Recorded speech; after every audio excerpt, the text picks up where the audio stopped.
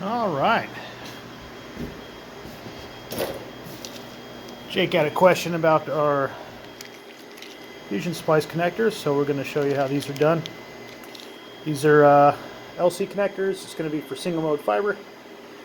We're going to use the fusion splicer over here, and we'll cut over and show you the settings for this particular connector, which is single mode.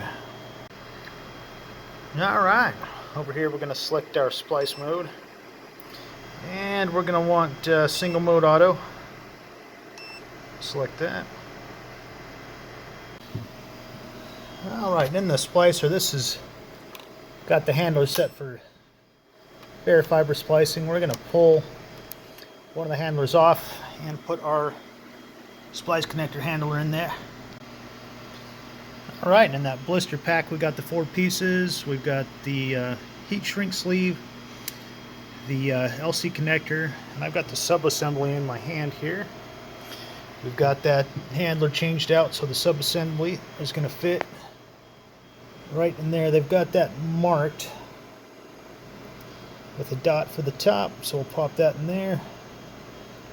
And then we will prep our tight buffered 900 fiber to go ahead and splice the connector on. Alright, before we mark and cleave, we're going to put on the bottom assembly and the heat shrink on our uncleaved 900 micron fiber. Alright, after I got that marked for cutting, we're going to strip that back all the way with our 2 or 3 hole stripper. Alright, after we got that stripped and cleaned off, we're going to whip out the cleaver and go ahead and go to work on it to get it prepped for the fusion splicer. And on this particular one, we're going to be about at the 14 mark.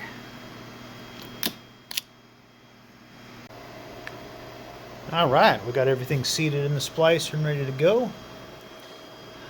Up, looks like even on that electrode. We'll go ahead and give it a start.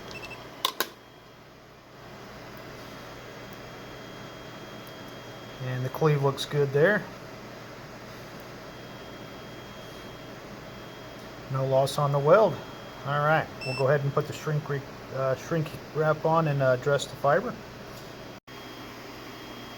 Well, it's hard to tell with the background, but I got that heat shrink scooted down to our secondary assembly. We'll go ahead and pop that in the heat shrinker. Alright, that's now cooking in the oven there. And we'll pop that out, and we should be able to slide that down into the housing.